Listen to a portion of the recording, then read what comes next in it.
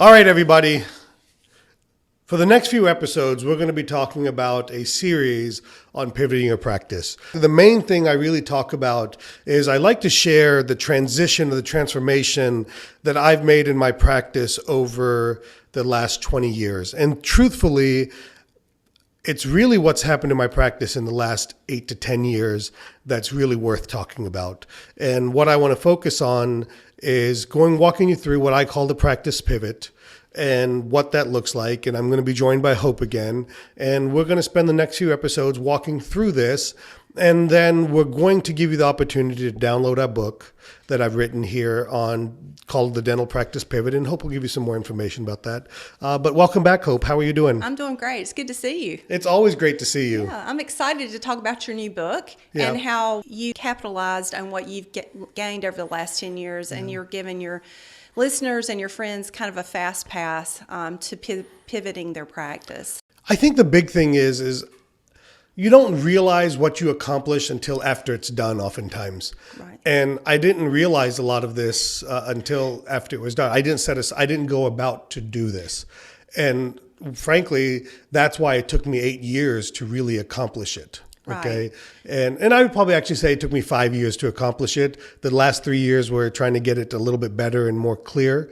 But knowing what I know today, I'm convinced we can help people accelerate that and get further faster. Well, that's great. And what we have at dentalpracticepivot.com is a copy of your book. Right. And it's titled Dental Practice Pivot, Discover How to Increase Revenue, Create a More Balanced Lifestyle, and Gain a Competitive Advantage.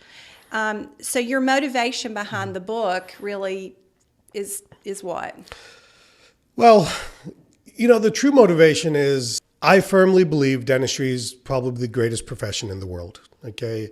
And I know, yes, a lot of people don't like going to the dentist and we work in people's mouths and things like that. But when you really look at it, we have an opportunity to help people as a healthcare provider. We are able to hold an esteemed status in society as people that do good, Right. But yet we have the ability to scratch that entrepreneurial itch and really to control our destiny. And what I've seen is that so many dentists don't love what they do or don't love our profession. And I don't expect, the realistic side of me doesn't expect everybody to love dentistry the way I love it. Mm-hmm. But then to me, that's even more of a reason to transform your practice into something that makes you happy so that you can focus on the things that make you happy. That's great. And let's talk about things that make dentists happy. And in this book, you really focus on 3 main areas that you feel would help fulfill dentists and just give them a better quality of life and help them look forward to going to work on Monday. The first thing you say with the dental practice pivot is that you can help increase a dentist revenue. Yes. So tell me about that. I still to this day, 20 years into being a dentist, 8 years into being my own practice, struggle focusing on the revenue side of practice when I work with dentists or I talk to other my friends and things. But we have to get over it a little bit. And what I found is increasing revenue is truly important to achieving a level of financial flexibility to allow us to start making critical decisions that are truly based around happiness. And what I know from my own experience has been that when you stop worrying that you're going to pay your bills every month, that's really what it boils down to, okay? When you stop worrying about that, then you can start really getting to a different place in your life. And increasing revenue is unbelievably important. Now more than ever, the cost of doing business is higher in our profession. I call it the technologification. It's not a real word, okay? Real I like word. It, though. That's a great word. But the technologification of our society and of our practice, of our profession, is necessitating pressures that many of us feel on what technologies do I need, what technologies can I afford? So all of these things are kind of increasing revenue related issues. So you feel more pressure to spend more. So in order to even maintain what you're bringing in, your profit, you have to increase your revenue.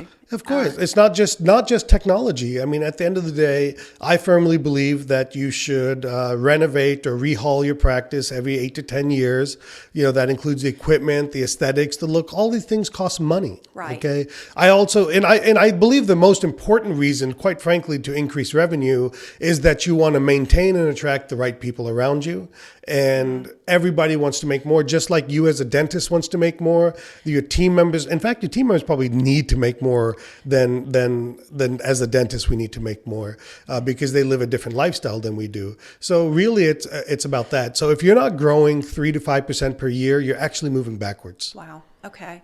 And you said once you've increased revenue and you're not worried, then you can focus a little bit more on living a balanced life, or the life that's ideal to you, which is different for different people.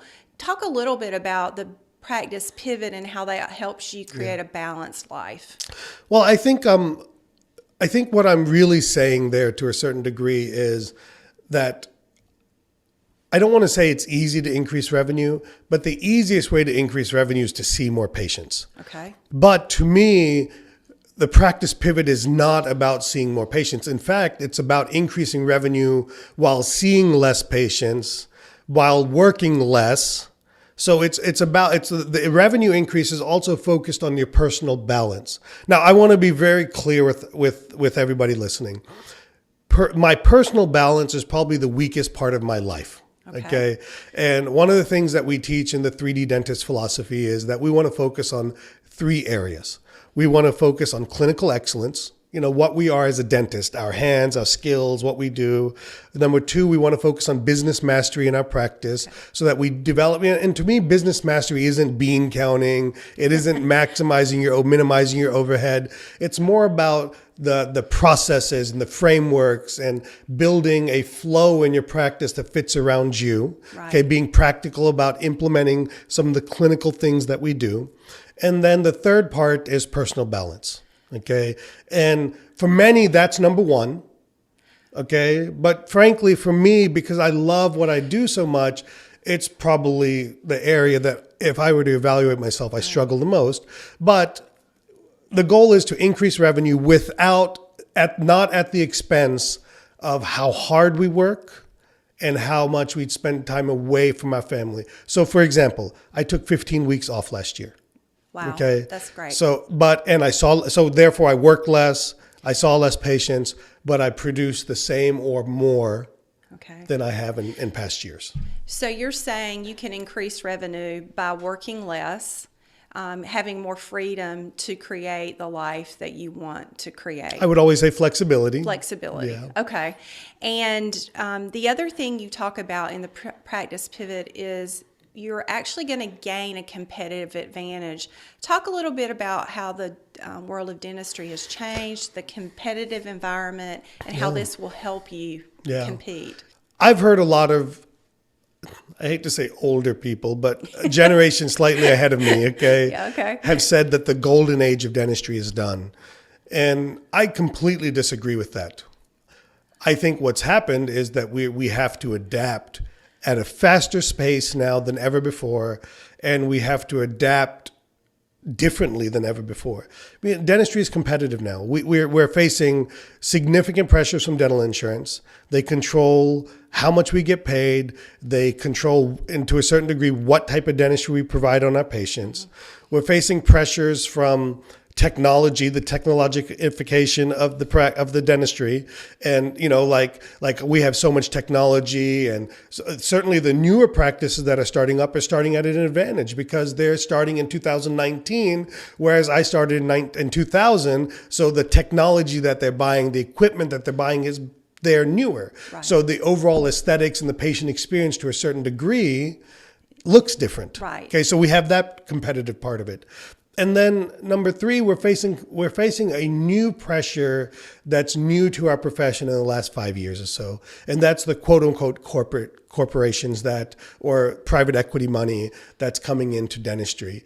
And so we have to pivot, and so we have to create a competitive advantage by creating the pivot. And what I've done by pivoting my practice is, I don't want to say I've created a competitive advantage, but I've made it so that I'm competing on a level playing field. Right.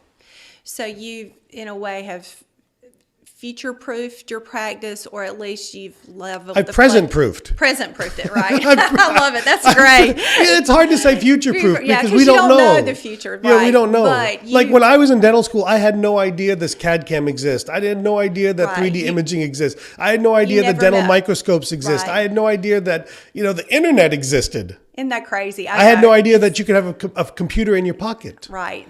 So to say future-proof is probably a bit misleading. That might be. I'm a marketer, so I might go a little extreme. But that's the realistic side of me. Right, I love that. We got to stop being sold. Yes. And we got to start. We need to be sold by ourselves. Right. What we want. So what you're saying to dentists is you can help them achieve their goals, increase their revenue, gain some more flexibility. Not by working harder. By working smarter. Okay. So that's the whole premise of the pivot. My tagline, I have so many taglines, okay? But, but the tagline that I've used, and it's not my tagline, is working smarter, not harder. Okay. And it is the premise. My goal is to say, I want to produce this, and the gamification of it, how I gamify it because that's what works for me, is I say, okay, if it took me 130 days to do it last year, this year needs to take me 129 days. What do I got to do? Okay. So you're in a constant state of improvement, ways to improve. We have to. Right. We have to. Right. So if you're listening to this and you think, wow, I'm ready to make a pivot in my life and in my practice, the first step is to go to dentalpracticepivot.com and download your new book. Yes. And then... it's not really that new, Hope. It's been sitting on the shelf for 2 years.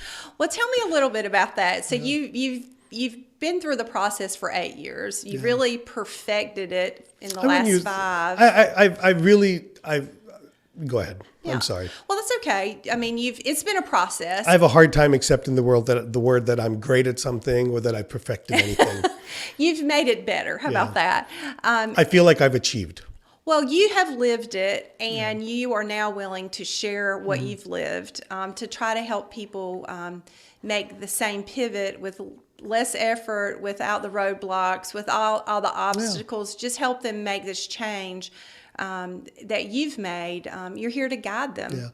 Yeah, that's the word I was going to use. Is my goal. My goal is to help guide people there. And the truth is I've been speaking and training for 15 years now, Hope.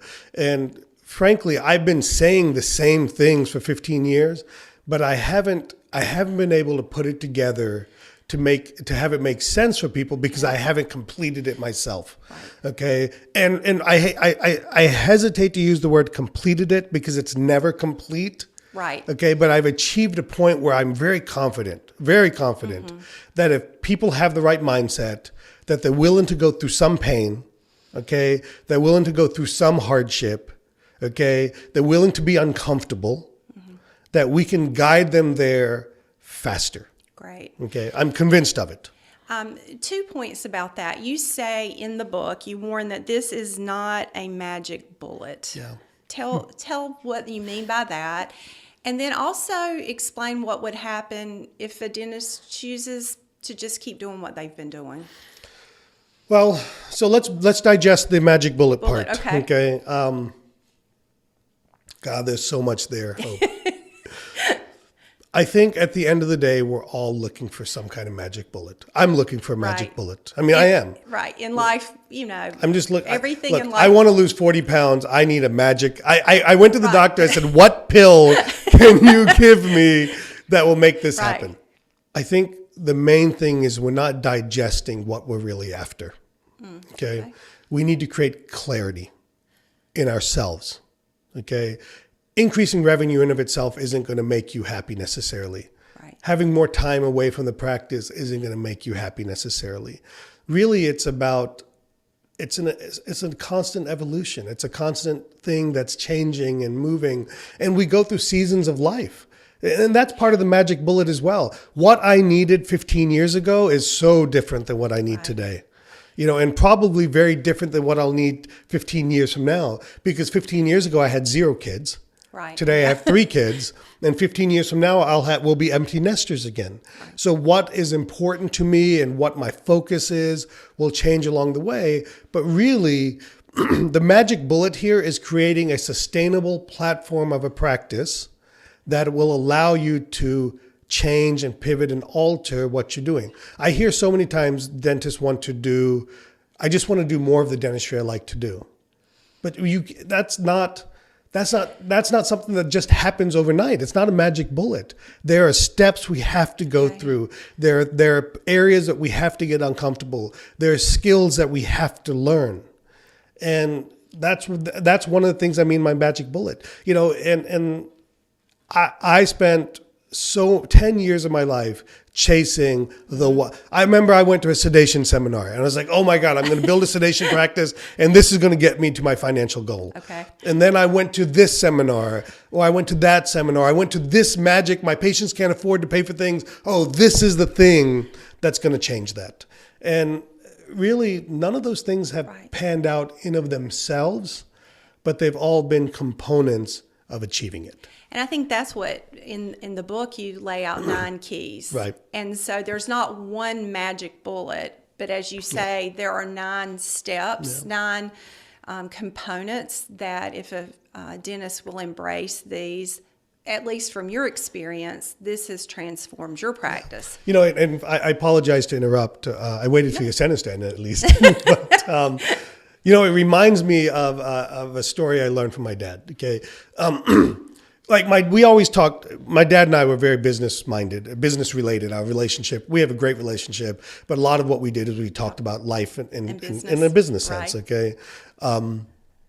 But I remember him saying to me, he says, listen, I've created a life where what I need when I'm able to retire is I need $10,000 a month coming to me, whether I work or don't work. Preferably without having to work. Right. Okay. Wow. Okay. And then my initial reaction was, okay, what can you do that creates $10,000 a month?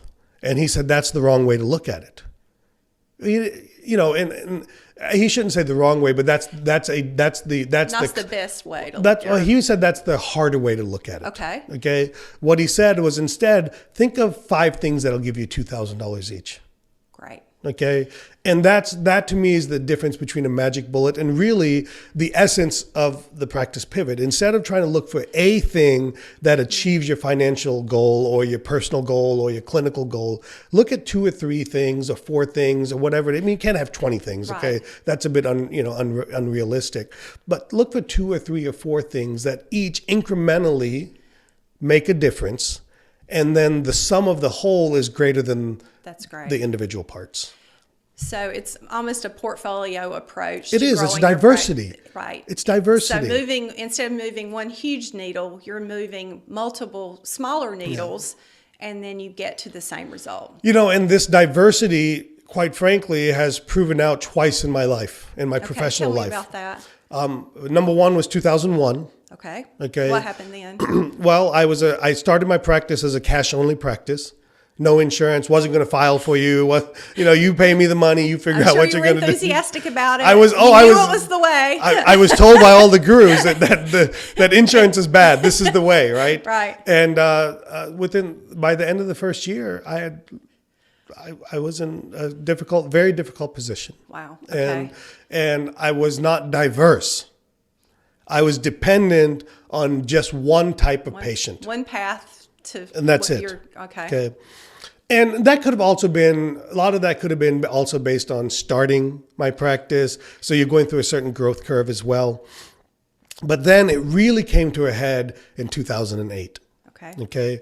So we got through that. I started taking insurance. I was an HMO dentist for 3 years. I took HMO plans, and we participated in PPO plans as well. And to this day, we still do.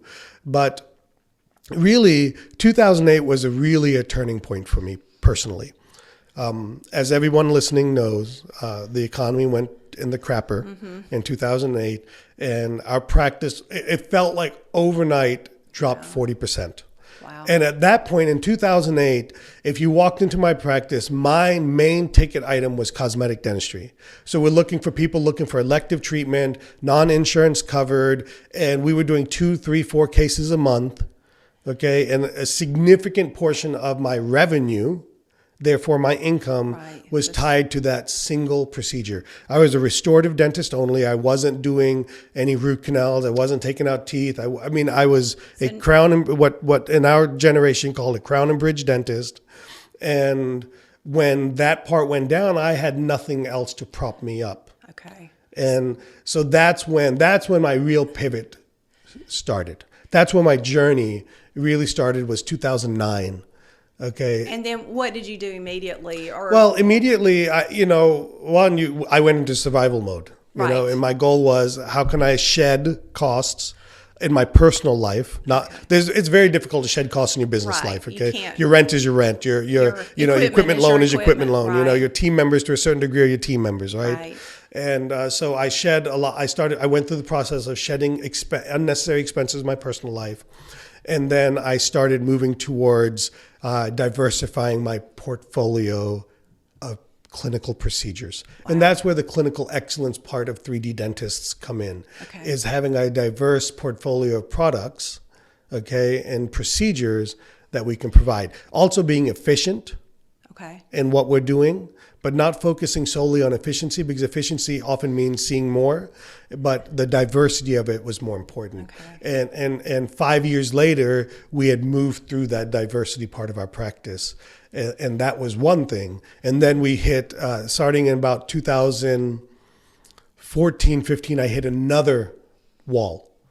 And that wall was, now I've reached a ceiling of what I can physically do.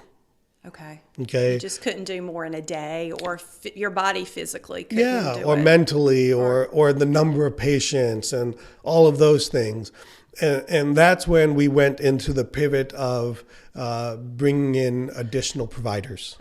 And bringing that into my practice. And that, quite frankly, made the biggest difference of my career. So it sounds to me like part of the keys for your pivot were practice related, as far as the actual procedures you offered, and the other is more management, practice management. You have 9 keys outlined. Do you feel ready to go in and discuss those? Yeah, I think so. I think what we should do is probably cut today's episode short. Okay. Is there anything that we want to end with on this episode? Well, I just think a reminder is that what you're proposing is the dental practice pivot will help dentists work not harder, but smarter. Yes. You can help them increase their revenue.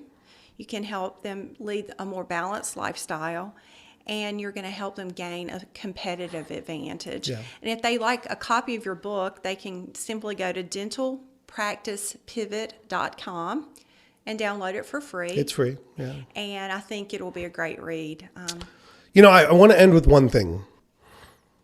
I know you listening right now are probably saying, I live a pretty good life. Things are good. It's not bad. And really, what happens if I don't do something? Okay. And number one, it's hard to say what's going to happen in the future.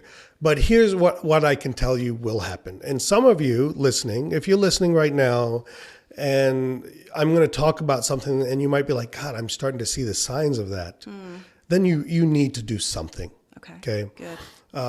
But those of you that are living high right now because the economy is great, take advice from those of us that have been through 2 downturns. Okay.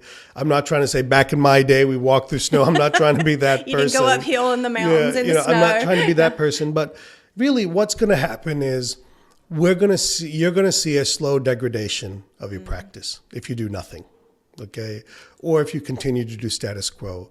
And that degradation is going to look like this. You're going to get increasingly frustrated with your team members because they're going to be complacent. They're going to do more of the same. You're going to start seeing your team members slowly leave because there's no opportunity for them to move forward or move upward. There's no opportunity, or you're going to feel personal pressures because people are going to rightfully ask to increase their income. and you're going to start saying, okay, and you're going to feel like, you're going to feel a level of, I'm paying this out of my pocket. Okay. You're costing, I'm paying you directly from my profits because I'm not increasing my practice. Right. And that's going to create a level of, just not being happy with somebody. Okay. Right. So we're going to start seeing that. Number two, or the second part of it, on the patient side of things, we're going to see a slowing of the number of new patients that we see in our practice, or the number of patients that we see in our practice. We're going to go from having a hole occasionally here or there to having more holes. And in the beginning, you don't notice it because there's enough margin in our business to where it doesn't affect us so much. Right. But then what's one hole a day turns into 2 holes a day, turns into 3 holes a day. In a few years down the road, you're like, what's happening to my patients? And I know what I used to think is like, God, I haven't seen so-and-so in a while. I wonder where they are. Right. And then you're going to get this thing where you go into a level of depression maybe because you're like, people are choosing, what did I do wrong? And the truth is, it's not that what you did wrong. It's they experienced something different. Wow. Somewhere else. You didn't give them the best option, or because you chose not to grow. Or they use this thing called the Google, and they found another office, or they were at a party, and a friend told them, "My God, I went to this office and it's so different." And they just said, let me just go check it out and see what it's about. Right. And then they said to myself, like, I carry an iPhone in my pocket. Why am I not getting iPhone level dentistry or smartphone level dentistry or experience there? And then, we're going to see a slow degradation in the type of dentistry we do. And as we mature in our career, we get bored and burned out and tired. And, or what's one of the things that's going to happen along the way is we're going to say, okay, I'm seeing a decrease here. Okay, let me just see more patients, 1 more patient a day. Let me get efficient. And then that creates chaos in the practice. That creates unruliness to a certain degree. Your team members get overworked. You see your patient experience goes down. And all of these are the things. Like, quite frankly, it's almost a therapy session. I'm telling you what I went through. Right. And to a certain degree, even continue to go through.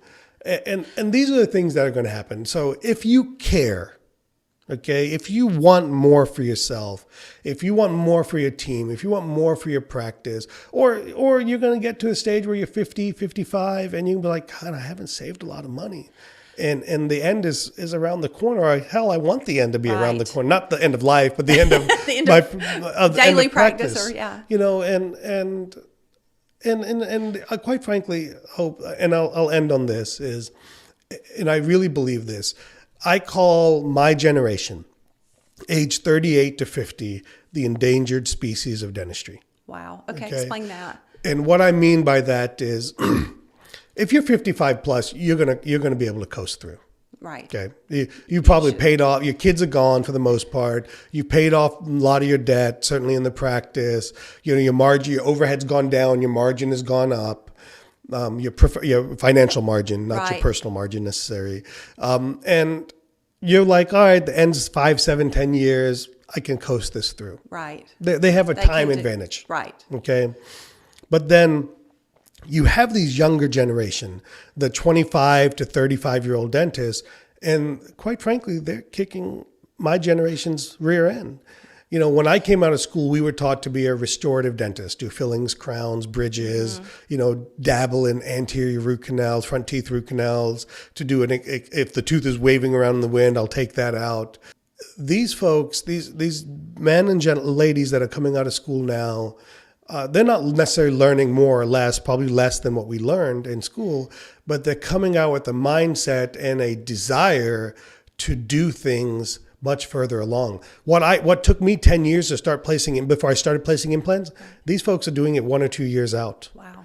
And we have so much more time. Like, I have 20 more years in the profession that if I don't do something, everybody behind me they're gonna catch up quickly. And then they're going to overtake me, and then and then it's going to be a compounded problem. Right. Okay. So for me, my call to action to people is do something.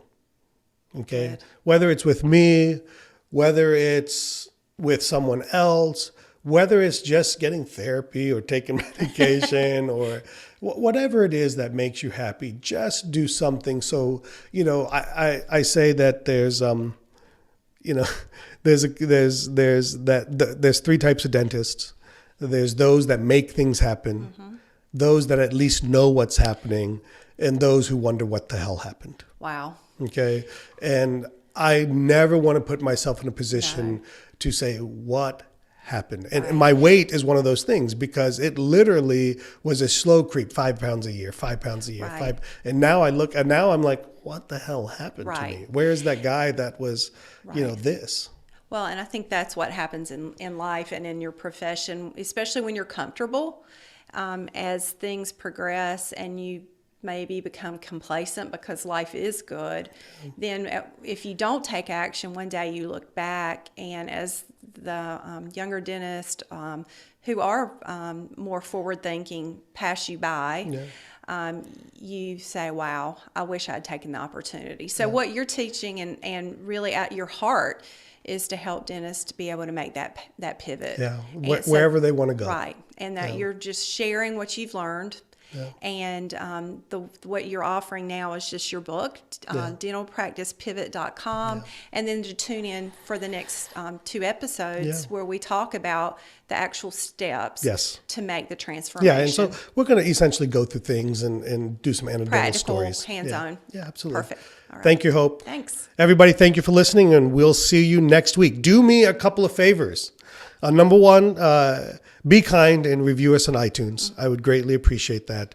And number two, share the episode or share our podcast with friends. If you talk to friends and you see them have a smartphone, if you have friends that don't have a smartphone, I suggest you get new friends.